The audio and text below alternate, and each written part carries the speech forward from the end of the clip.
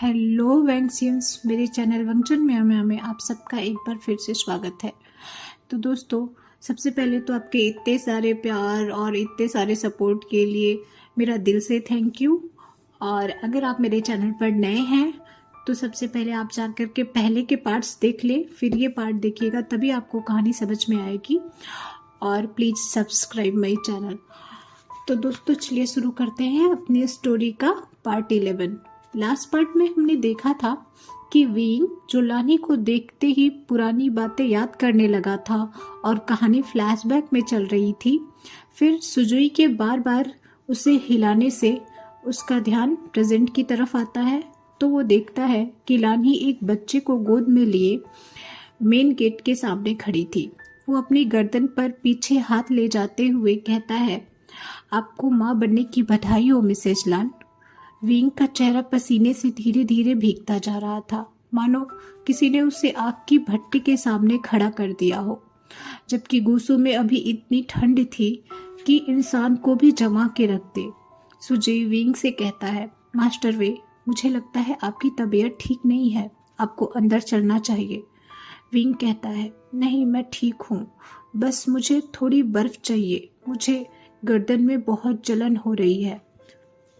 तभी लानही बीच में टोकते हुए कहती है, ओह, तो इस बार वांगजी के साथ होने का तुमने ये बहाना ढूंढा है। मैं और वांगजी अब शादीशुदा हैं और हमारा ये बच्चा भी है।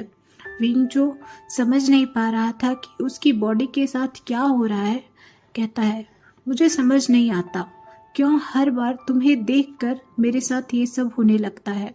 खैर, मुझे फर्क नहीं पड़ता कि तुम और गुसू के सेकंड प्रिंस मैरिड हैं। तुमने उस वक्त सबको बेवकूफ़ बनाया, मेरी दोस्त बने रहने का नाटक किया, लेकिन अब मैं तुम्हारे साथ साथ उस लान वांगजी से भी नफरत करता हूँ। वो ज़बरदस्ती मुझे यहाँ लाया है, मैं यहाँ खुद नहीं रुकना चाहता। यह कहकर वो एक ही कदम आगे बढ़ाता है कि वो वहीं गिर जाता है। सुजय उसे एक सेवक की मदद से उठाकर अंदर लाता है। दूसरे सेवक लानी को वहां से फिर जाने को कहते हैं। सुजय तुरंत वांगजी को एक बटरफ्लाई मैसेज भेजता है, लेकिन वो मैसेज जब लानी के बेड चैम्बर की तरफ वांगजी के पास आता है तो लानी की सेवक उसे नष्ट कर देती है। सुजय को पता चल जाता है कि किसी ने उसका मैसेज डिस्ट्रॉय किया है। वो तुरंत सीचैन को मैसेज करके विंग के दर्द में होने की बात बताता है। सीचैन को यह मैसेज मिलता है और वह तुरंत एक मैसेज चीफ हीलर को भेजकर जिंक्सी आते हैं। दूसरी तरफ नी सेक्ट में एक गुप्तचर नी हुसैंग और सेनापति को आकर बताता है कि चीफ कल्टीवेटर ने टाइगर सील का टुकड़ा जिन गोंगायू को दे दिया है और गोंगायू ने गुसू में पढ़ रहे सभी स्टूडेंट्स को दफन माउंटेन में किसी गुफा में बंद कर दिया है, जहां पर पपेट्स किसी भी वक्त हमला कर सकते हैं। इतना ही नहीं, सेक्ट लीडर, मैंने ये भी सुना है कि उन्होंने कुछ सेक्ट्स को यूनमैक पर हमला करने के लिए भेजा है। जिन लीडर ने ही सभी सेक्ट में यह बात फैलाई है कि हमारा सेक्ट और यूनमैक सेक्ट ने मिलकर हीलिंग पैट्रियार्क की मदद की और बाकी सेक्ट को ये समझाने का नाटक किया कि वो इस युद्ध को रोकने का प्रयास कर रहे हैं, लेकिन वास्तव में उन्होंने ही उन्हें भड़काया है। वो गुसू के सामने अच्छा बना रहना चाहते हैं। नी सेनापति की तरफ देखते हुए कहता है, उसने जानबूझकर सभी शक्तिशाली और अच्छे योद्धाओं की आर्मी यूनमैक में भेजी है। वो जानता है कि जियांग मरने से पहले उन सबको मार देगा और फिर कमजोर जियांग को मारना उसके लिए आसान होगा। सेनापति कहता है, लेकिन सेक्ट लीडर के पास टाइगर सील का टुकड़ा है, वो चाहे तो उससे पपेट आर्मी और घोस्ट सोल को कंट्रोल कर हम सभी को एक ही बार में खत्म कर सकते हैं। फिर उन्हें ये माइंड गेम खेलने की क्या आवश्यकता है। नी कहता है, इसके पीछे दो कारण हैं। पहला, वो डेमोनिक कल्टीवेटर नहीं बनना चाहता। उसे पता है एक दिन उसे डेमोनिक कल्टीवेशन की कीमत चुकानी पड़ेगी। उसे डेमन लॉर्ड के सामने अपने गुनाहों का हिसाब देना होगा। दूसरा कारण गुसू के फर्स्ट प्रिंस हैं। वो सीचन से प्यार करता है और सीचन की नज़रों में वो खुद को एक मासूम, न्यायप्रिय और बहादुर ओमेगा की छवि को खराब नहीं कर सकता।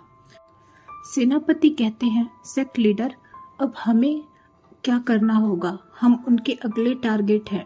नी कहता है, मैंने निश्यान को गुसु भेज दिया है और अपने सेकंड प्लान के अनुसार मैंने गुसु सेक्ट लीडर को गुंगायु के बारे में उसके सारे कुकर्मों की लिस्ट सबूत के साथ भेज दी है। उनका निश्यान को अपने पास रखना और वांगजी को मेरी दी हुई लव कर्स पॉइजन की दवा देना इस बात का सबूत है कि वो हमारे साथ हैं। सेनापति नी को टोकते हुए कहते हैं, लेकिन सेक्ट लीडर, आपको कैसे पता चला कि दवा इस्तेमाल हो चुकी है? नी कहता है, क्योंकि विंग ने जो रोज हमारी गार्डन में लगाए थे उनसे फिर से खुशबू आने लगी है। और पीछे से यूनमैक का वो गुप्तचर जिसने अभी गुंगायु के बारे में सारी जानकारी दी थी कहता है कि और यूनमैक में भी फिर से कमल के फूलों से खुशबू आने लगी है। सेनापति नी की तरफ देखकर कहते हैं, लेकिन इससे हम कैसे बचेंगे प्रिंस? नी कहता है, मेरा बेटा सुरक्षित है और वी भी। अगर मैं मर भी गया तो मुझे कोई फर्क नहीं पड़ता, लेकिन मुझे पता है गुस्सू सच जानने के बाद शांत नहीं बैठेगा। आप युद्ध की तैयारी करें और बाक्सा पर लगे सभी कंट्रोलिंग स्पेल हटा दे। मेरे भाई को उसकी मौत का बदला खुद लेने दे। मैं चाहता था कि गुंगायु का असली चेहरा सबके सामने आए और वो मौत की भीख मांगे, लेकिन मैं उसे मरने ना दूं। लेकिन शायद किस्मत को कुछ और ही मंजूर है। इधर दफन माउंटेन में जिन जूशियन आंखें खोलता है तो उसे ऐसा महसूस होता है कि किसी ने उसके दोनों पैर पकड़े हुए हैं और उसे अपने पैरों पर कुछ गीला सा महसूस होता है। वो अपने पैरों की तरफ देखता है तो वेन्निंग उसका पैर पकड़कर सो रहा था और उसकी ड्रॉल यानी लार्स उसके पैर पे गिर रही थी। तभी वहां वेनकिंग आती है जो उसे जगह देखकर खुश होती है, लेकिन अगले ही पल वह वेन्निंग को अपने पीछे खींचते हुए अपने पीछे छिपा लेती है और कहती है, मेरे भाई ने आप पर होश में हमला नहीं किया था। जिन जोशियन कहता है, तुम्हें डरने की जरूरत नहीं है। मुझे पता है कि इसने मुझ पर होश में हमला नहीं किया था।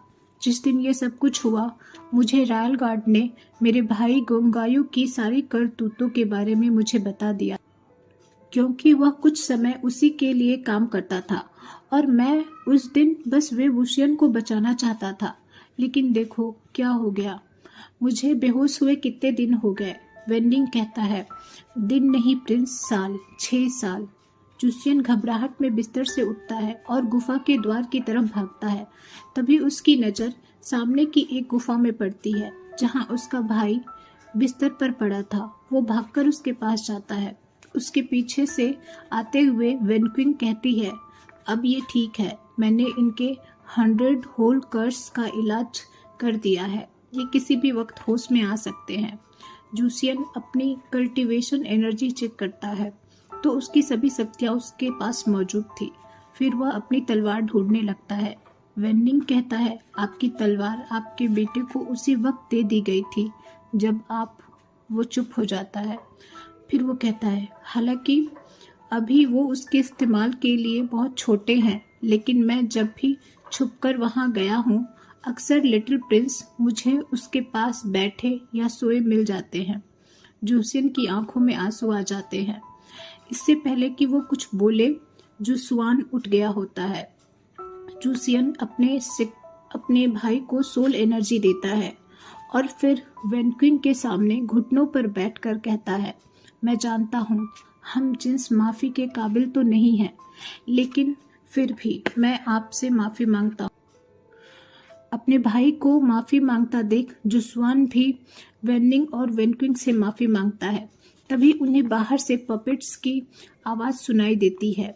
जब वो बाहर देखते हैं तो पपेट की एक सेना एक गुफा की तरफ जा रही थी। वेनक्विन अपनी आंखें बंद करती है, फिर आंखें खोलते हुए वेन्निंग से कहती है, इस गुफा में बहुत सारे यंग स्टूडेंट्स हैं, अगर हमने कुछ नहीं किया तो वो सारे मारे जाएंगे। वो फिर आंखें बंद करती है, फिर घबराते हुए आंखें खोलकर जूसियन से कहती है, प्रिंस लिटिल प्रिंस भी यही हैं। जूसियन की तो मानो पैरों तले जमीन निकल गई हो। वो तुरंत अपनी स्वार्ड को बुलाता है। इधर यूनमैक में यानली का रो रो कर बुरा हाल हो रखा था। जियांग उससे कहता है, तुम चिंता ना करो सीजे, सभी कह रहे हैं कि हीलिंग पैट्रियार्क ने सभी बच्चों को बंदी बना लिया है, लेकिन मुझे लगता है इसके पीछे ग्वेंगायू का हाथ है। सुबह ही नी का मैसेज मिला, ग्वेंगायू ने ही हम पर हमला करने की साजिश की है।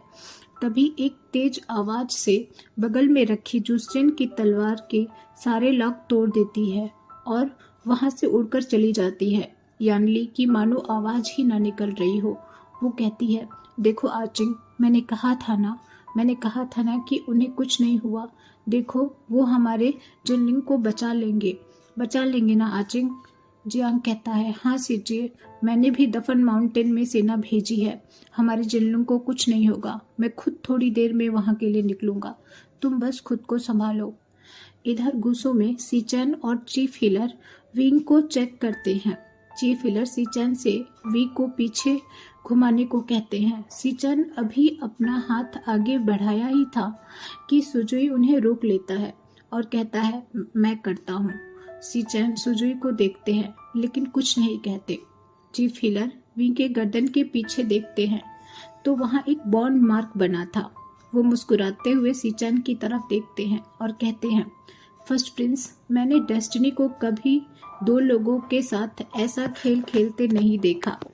अपनी 5000 साल की उम्र में पहली बार देख रहा हूँ। सीचैन कहते हैं, क्या मतलब चीफ हीलर? ये बॉन्ड मार्क सोल बॉन्ड का है। जरूर नी प्रिंस ने वे प्रिंस से शादी के साथ ही सोल बॉन्ड रिचुअल भी करवाया होगा। चीफ हीलर कहते हैं, ये व्हाइट फोनिक्स मार्क है और अब मुझे शायद ये भी समझ आ गया है कि आपके भाई का बॉन्ड मार्क एक ब्लैक वुल्फ और 9 टेल फॉक्स क्यों है। सीचैन कहता है, लेकिन आपने तो कहा था कि ये गू प्रिंसेस की सोल सिंबल है। चीफ हीलर कहते हैं, क्योंकि गू प्रिंसेस ने मुझे यही कहा कि उनकी सोल एक वुल्फ और फॉक्स है। सीचैन कहता है, फिर आपको और क्या समझ आ गया? चीफ हीलर कहते हैं, यही कि प्रिंसेस झूठ बोल रही थी। बॉन्ड एक्चुअली मास्टर वे और सेकंड प्रिंस के बीच हुआ है और शायद यही कारण है कि आज तक सेकंड प्रिंस को उनकी शक्तियाँ नहीं मिली, क्योंकि वो तो उन्हें अपने सोल बॉन्ड मेट के साथ डुअल कल्टीवेशन करने से मिलेंगी। सीचैन कहता है, लेकिन वे प्रिंस की ओमेगा सोल तो, उन्हें रोकते हुए चीफ हीलर कहते हैं, कभी डिस्ट्रॉय हुई ही नहीं थी और अब वो सप्रेस भी नहीं है। उसकी सप्रेशन तोड़ने का श्रेय आप गू प्रिंसेस को दे सकते हैं। सीचैन कहता है, लेकिन अगर मास्टर वे की ओमेगा सोल वांगजी के साथ बॉन्ड हुई है तो उसने वांगजी और लानी को साथ कैसे रहने दिया? क्योंकि जहाँ तक मैं जानता हूँ, स्ट्रॉन्गेस्ट ओमेगा अपने मेट को किसी को छूने नहीं देती। हीलर कहते हैं, बिल्कुल सही जानते हैं आप, और यहाँ केवल स्ट्रॉन्गेस्ट ओमेगा ही नहीं बल्कि मास्टर वे एक लेवल 1 अल्फा भी है।